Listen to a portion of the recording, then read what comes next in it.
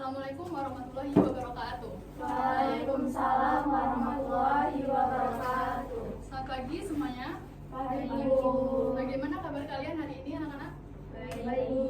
Alhamdulillah baik. Sebelum kita mulai pelajaran hari ini, mari kita berdoa terlebih dahulu agar pembelajaran kita hari ini berjalan dengan lancar.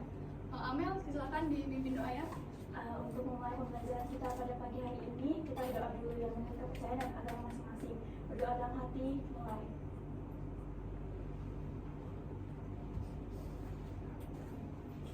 Berdoa selesai. Baik, terima kasih kepada Amel. Sekarang Ibu akan mengabsen kehadiran kalian terlebih dahulu. Alia, hadir Bu. Desi, Hadir, Bu. Bunga, Hadir, Bu. Amel, Hadir, Bu. Fadela. Hadir, Bu. Oke, terima kasih sudah hadir semua ya. Jadi, apakah pembelajaran kita hari ini sudah bisa dimulai anak-anak? Bisa, Bu. Oke, bagus. Ibu harap kalian hari ini belajar dengan semangat ya. Karena Ibu yakin kalian semua yang ada di sini adalah calon orang-orang sukses yang akan menginspirasi banyak orang di masa depan. Jadi, ayo kita mulai pembelajaran kita pada hari ini dengan penuh semangat. Siap, Bu. Siap, Bu. Oke, bagus. Sebelum memulai materi hari ini, Ibu ingin bertanya terlebih dahulu ke kalian, siapa yang masih ingat materi kita minggu lalu? Saya, Bu. Ya, silakan Desi. Jadi minggu lalu kita belajar tentang terbentuknya kepulauan di Indonesia, Bu. Ya, betul sekali. Jadi minggu lalu kemarin kita membahas tentang terbentuknya kepulauan di Indonesia. Nah, terkait materi kita minggu lalu, apakah ada yang ingin ditanyakan? Tidak, Bu. Baik, jika tidak ada yang ditanyakan, sekarang Ibu akan memulai materi kita hari ini. Jadi hari ini kita akan membahas mengenai jenis-jenis manusia purba yang ada di Indonesia. Nah, harapannya setelah pembelajaran ini selesai, kalian dapat memahami jenis-jenis manusia purba yang ada di Indonesia beserta ciri-cirinya. Oke anak-anak, apakah sudah siap untuk memulai belajar? Sudah, Bu. Oke, bagus. Ibu akan bertanya terlebih dahulu kepada kalian.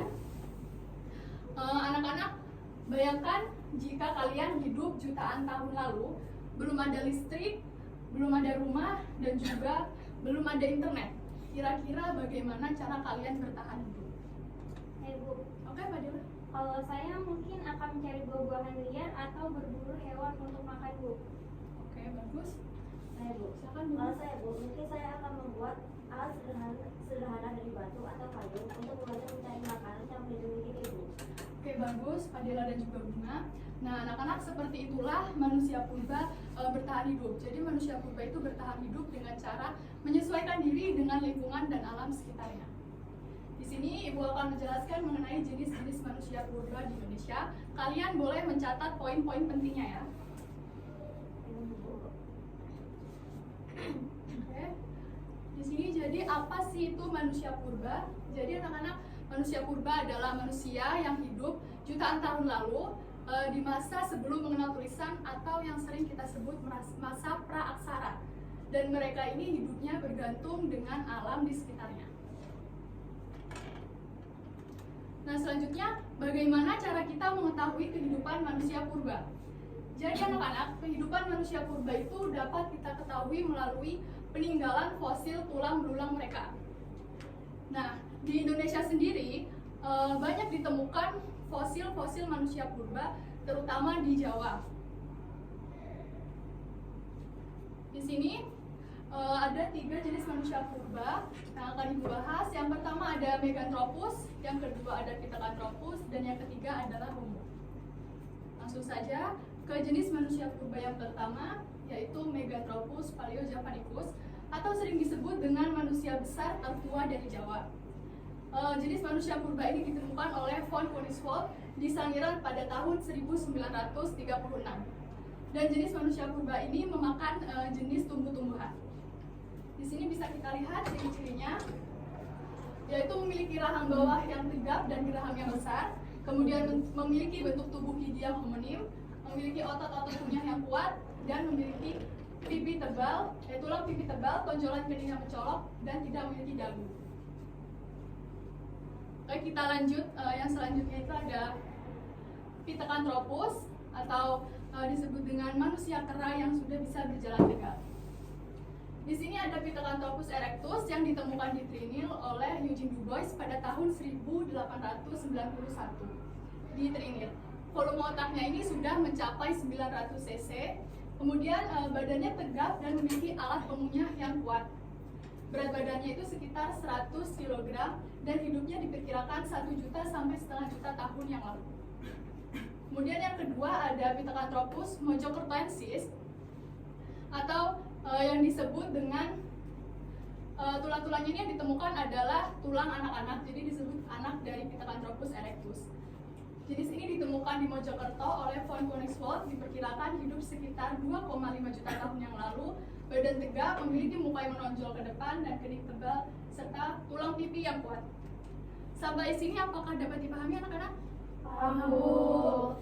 Baik, jika dapat dipahami, Ibu akan lanjut ke jenis yang terakhir, yaitu Homo atau manusia purba yang terakhir ditemukan di Indonesia. Yang termasuk dalam Homo ini ada Homo sapiens, Homo soloensis, Homo ajacensis, dan juga Homo floresiensis. Jenis manusia purba ini sudah mengenal api dan sudah mampu berpikir serta menciptakan alat untuk kehidupan sehari-harinya. Di sini dapat dilihat ciri-cirinya.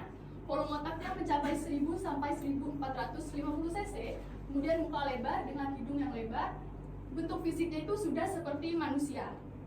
Memiliki tinggi 130 sampai 210 cm dan berat badan 30 sampai 150 kg. Nah, anak-anak, dari ketiga jenis manusia purba yang telah Ibu jelaskan tadi dapat dilihat bahwa manusia purba itu memiliki bentuk tubuh yang berbeda-beda serta mereka itu berkembang dari Meganthropus yang hanya bisa mengunyah tumbuhan sampai ke Homo yang sudah bisa berpikir dan juga menciptakan alat. Oke, sekarang Ibu mau bertanya dari materi yang telah Ibu jelaskan, apakah ada yang ingin ditanyakan? Ya Bu, ya silakan Alia. Bu, kalau manusia purba tubuhnya besar dan kuat, berarti manusia modern tuh lebih lemah dong? Iya, silakan Amel. Iya, tapi manusia modern kan lebih pintar ya, Bu. Oke, bagus sekali anak-anak. Jadi manusia modern memang lebih lemah dibandingkan manusia purba secara fisik ya. Akan tetapi mereka itu lebih unggul dalam hal kecerdasan dan juga sudah mampu menciptakan alat. Seperti itu ya Alia. Apakah ada yang ditanyakan lagi anak-anak? Cukup, Bu. Baik, jika sudah cukup, sekarang Ibu akan membagi kalian menjadi 2 kelompok diskusi yang bertopik faktor-faktor yang menyebabkan perbedaan bentuk tubuh manusia purba. Di sini Ibu akan membagikan kalian LKPD sebagai bahan diskusi. Untuk kelompok pertama ada Fadela dan juga Amel yang akan berdiskusikan tentang faktor lingkungan dan makanan yang menyebabkan perbedaan bentuk tubuh manusia purba. Selanjutnya kelompok kedua Desi, Bunga, dan Alia membahas faktor pengembangan berpikir dan cara hidup yang menyebabkan perbedaan bentuk tubuh manusia purba. Di sini Ibu akan memberikan kalian waktu 3 menit untuk mendiskusikan hasilnya, kemudian nanti akan kalian tampilkan bersama. Baik, silakan. Untuk kelompok 1, apakah ada kesulitan? Tidak dulu. Oke, bagus. Kelompok 2, apakah ada kesulitan? Oke, bagus. Ibu rasa waktu kita sudah cukup ya anak-anak. Sekarang saatnya kalian memaparkan hasil dari diskusi kelompok kalian masing-masing. Nah, untuk yang pertama kelompok 1, silahkan perwakilan. Baik, Bu. Izin, Bu. Dari hasil diskusi kami, perbedaan bentuk tubuh manusia purba dipengaruhi oleh lingkungan dan jenis makanannya. Yang hidup di daerah panas cenderung tinggi dan ramping, sedangkan di daerah dingin bertubuh besar dan berlemak. Selain itu, Meganthropus memiliki rahang besar karena makanan tumbuhannya yang keras. Selain itu juga, Homo ajacensis rahangnya lebih kecil karena sudah mengenal cara memasak makanan. Oke, bagus untuk kelompok 1. Beri tepuk tangan untuk jawab. Sekarang silahkan kelompok 2. Saya, Bu. Ya, silahkan Desi. Baik, Bu, dari hasil diskusi kami, perbedaan bentuk tubuh manusia purba juga dipengaruhi oleh perkembangan kemampuan berpikir.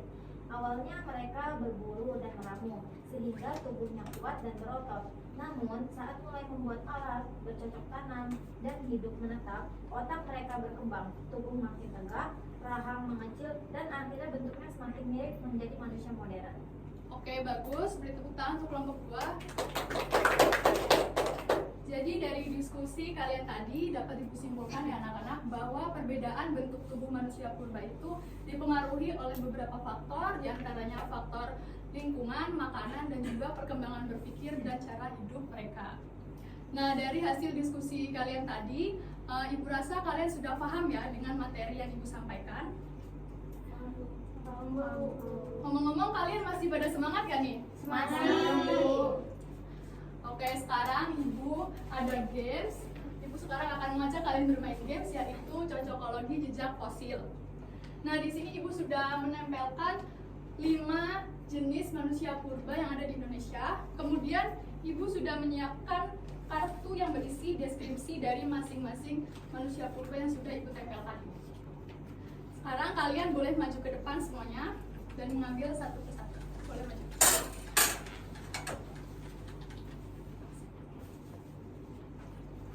Sekarang kalian boleh berjejer. Ibu akan memberikan kalian waktu untuk membaca dan memikirkan kira-kira kartu deskripsi kalian cocok ditempelkan di jenis yang mana. Oke, Ibu beri waktu. Apakah sudah cukup anak-anak? Cukup. Oke, Ibu akan menghitung dari 1 sampai 3. Kalian boleh menempelkan secara bersamaan ya, tetapi tetap kondusif. Oke, Ibu hitung 1, 2, 3, mulai.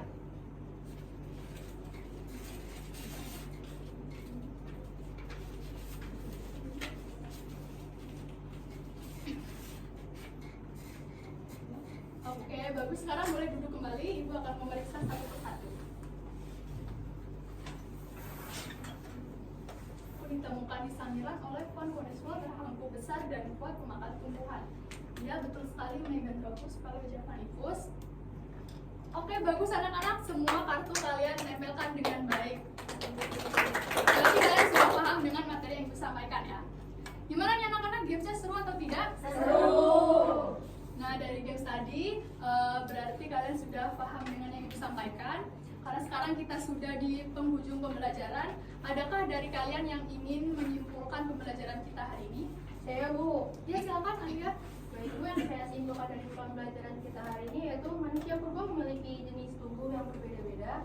Tubuh manusia purba itu berbeda-beda karena mereka beradaptasi dengan lingkungan dan hidup di masa yang berbeda, Bu.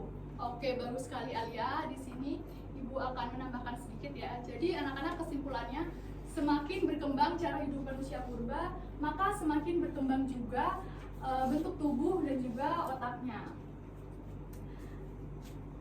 Nah, Ibu harap dari pembelajaran Ibu hari ini dapat tersampaikan dengan baik oleh kalian semua. Sebelum Ibu tutup, Ibu ada tugas untuk kalian. Untuk tugas rumah yaitu buatkan peta persebaran jenis-jenis manusia purba di Indonesia. Kemudian tugasnya itu dikumpulkan minggu depan ya anak-anak. Baik, Bu. Apakah dapat dimengerti? Mengerti, Bu. Oke, bagus. Cukup dari Ibu, itu aja yang dapat Ibu sampaikan. Tetap semangat, kalian hari ini sangat luar biasa.